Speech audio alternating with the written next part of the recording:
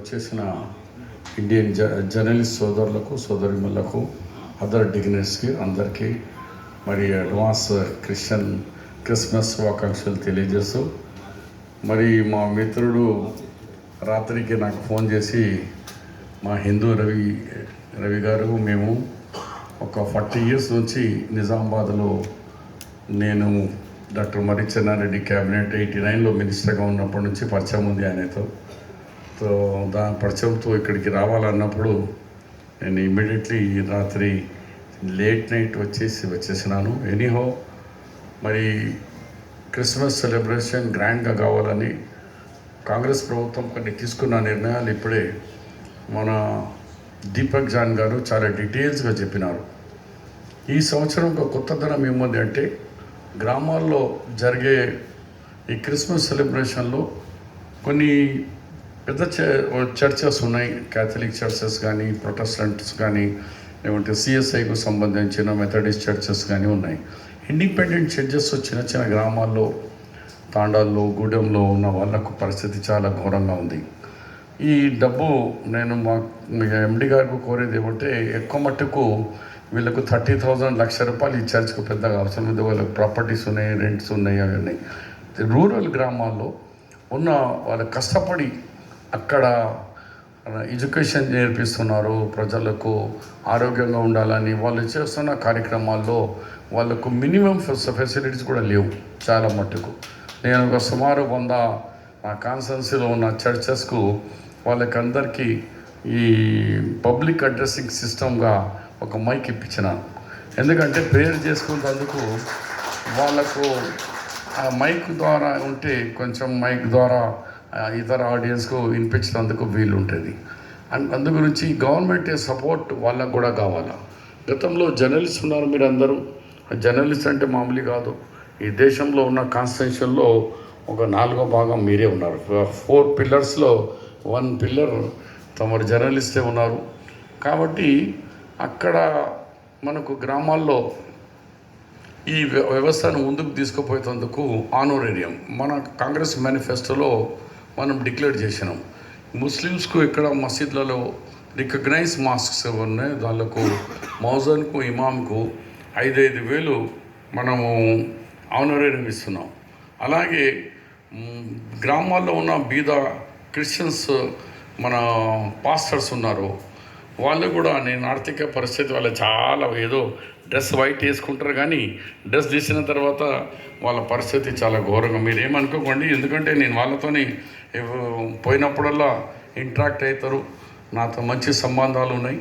So ఉంది వాళ్ళకు కూడా ఆనోరేరియం గవర్నమెంట్ తరఫు నుంచి అనౌన్స్ చేసిన మన మేనిఫెస్టోలో.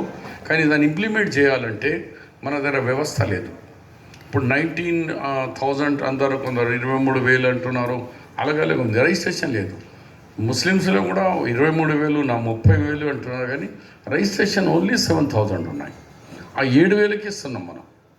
ఇక్కడ కూడా ఒక వ్యవస్థను మనందరూ ఏర్పాటు చేసి, సబిత గారు మీరందరూ మరి చైర్మన్ గారు ఆల్రెడీ దీని మీద వర్క్ చేస్తున్నారు. అడ్వైజరీ కమిటీ కూడా గౌరవ ముఖ్యమంత్రి గారు రీసెంట్లీగా దాంట్లో చీఫ్ సెక్రటరీ గారు, మా బాబురావు గారు అందరు మెంబర్స్ ఉన్నారు.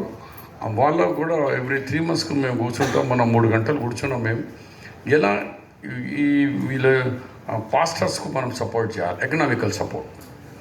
వాళ్ళు ఇంకా కొంచెం ధైర్యంగా వర్క్ చేయవచ్చు. బాబురావు గారు చెప్పినారు కంట్రీ వైడ్గా ఇలా ఏం పరిస్థితులు ఉన్నాయి. జైళ్ళలో పంపిస్తున్నారు, బజరంగ దళాలు అటాక్ చేస్తున్నారు, చర్చెస్ మీద అటాక్ చేస్తున్నారు, వాళ్ళు దౌసం చేసేస్తున్నారు. ఇవన్నీ కార్యక్రమాలు మీరు జర్నలిస్ట్ మీకు తెలియంది కాదు. నేను ఎక్కువ సమయం చెప్పకుండా డెఫినెట్గా ఇది ఇయర్లీ ఒకసారి కాకుండా ఇప్పుడు మాకు అడ్వైజరీ కమిటీ అయిపోయింది. దయచేసి మీరు అడ్వైజరీ కమిటీ ఉన్నప్పుడు మీ దాంట్లోకి వెళ్ళి కొంతమంది ఒకసారి బిఫోర్ అడ్వైజరీ కమిటీ కూర్చొని కొన్ని పాయింట్స్ జరిగేది. ఎందుకంటే మీకు ఇన్ఫర్మేషన్ చాలా వస్తుంది, మాకంటే ఎక్కువ కూడా. ఆ ఇన్ఫర్మేషన్ షేర్ చేసుకొని అలాంటి సంఘటనలు మళ్ళీ జరగకుండా మనము ఎలాంటి స్టెప్స్ తీసుకుంటే, లేకుంటే ఫర్దర్గా దాన్ని అలాంటి రాకుండా దాన్ని ఎట్లా అరకట్టాలి మనం, అది మనము పోలీస్ ద్వారా కానీ గవర్నమెంట్ ద్వారా కానీ ఎలా చేయగలుగుతారో మీ దాంట్లో అనుభవ వ్యక్తులు ఉన్నారు, చాలా పెద్ద పెద్ద వాళ్ళు ఉన్నారు. ఇప్పుడు నేను రవి చెప్పిన ఇంకా చాలామంది పేర్లు చెప్పలేకపోతున్నాను. మీరు అడ్వైజరీ కమిటీ, నా రిక్వెస్ట్ సబితాజీ అండ్ చైర్మన్ గారు అడ్వైజరీ కమిటీ కంటే ముందు కొంతసేపు వీళ్ళతో కూడా జర్నలిస్ట్ స్పెషల్ ఇన్విటీగా పిలవండి. వాళ్ళు కమిటీలో 2-3 ఎవ్రీ టైం చేంజ్ చేస్తామండి.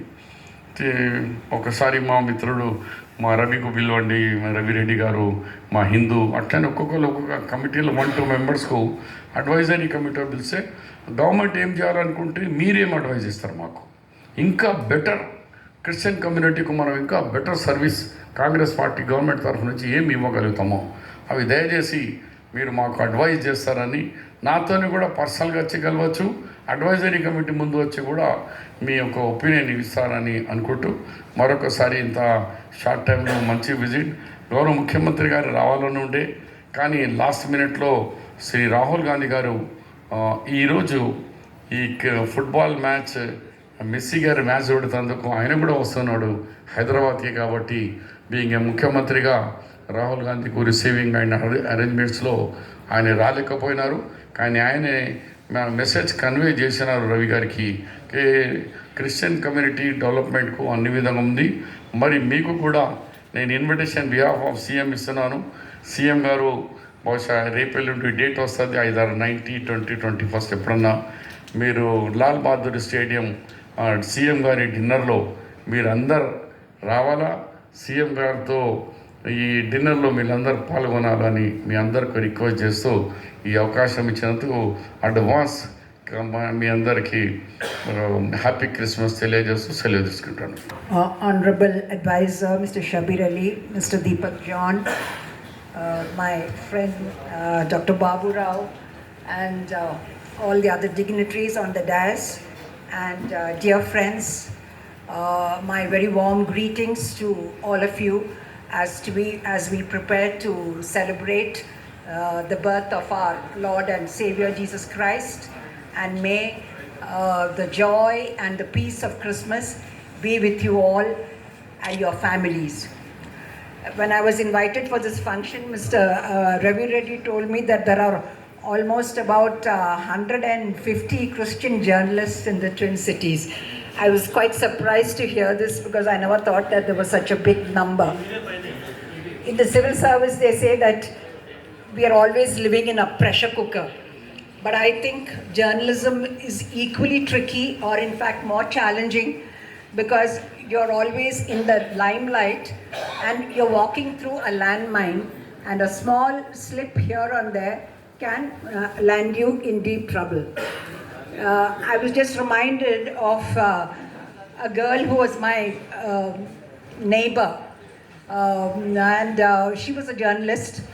So one day when we were chit-chatting, I told her, you know, I really don't like it when people thrust a mic in front of me and ask for a bite, or when they ring me up at some odd hours of the night and ask me for some inside story. So she told me, Auntie, you must be more kind and considerate. You really have to show much more compassion than what you're showing to journalists. I said, why? So he said, you don't realize the kind of pressure that we work under. Our editorial team wants a scoop all the time from us, or somebody else wants some breaking news which will grab the headlines. And so that is the kind of pressure that we work under. So in this age of misinformation, and in this age where rumors and false information really spread very fast through social media and other channels, you really have a very important responsibility to perform, because you really are the eyes and the ears of the public. You hold people to power, people in power to accountability, and you also help to mold the opinions. One word from you can make or mar our reputations. So that is the kind of influence that journalists have today. Therefore, my only wish for all of you would be that you're able to perform these responsibilities, upholding the values of Christmas and of what Christ has stood for. That is truth, that is light, that is peace, that is justice. So may you continue to be the voice of the voiceless. I'm extremely sorry that I came in so late, but I have some other personal inconveniences, and I know that it is almost time for you to wind up. So I just conclude by wishing all of you all the very best. I'm not in government anymore, but I'm so happy to see the great efforts that are being made by the present government and Mr. Deepak John and all the others, our advisor and everybody who are really doing their very best to safeguard the interests of the minority communities, particularly the Christians. And I'm sure under their stewardship, our Christian community will stand to benefit in the days to come. So thank you for this opportunity to be with you this afternoon. And once again, my warm greetings to all of you. Thank you.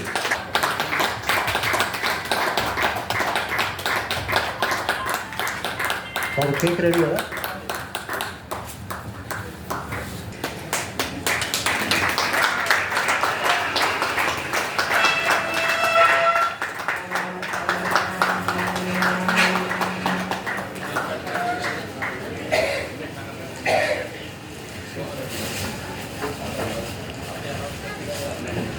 Sushil రావు గారు MLA Lakshmikantha Rao గారిని felicitate.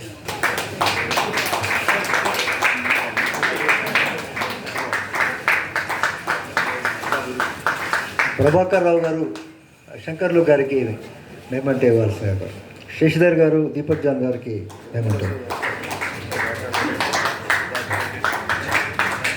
Sudhakar Reddy గారు పైకి రావాలి.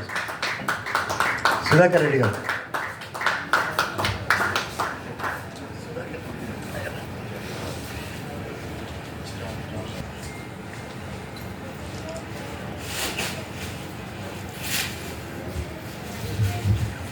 Assistance from the government of Telangana for celebration of this Christmas. We are very thankful to you, sir. Very thankful. Very great of you.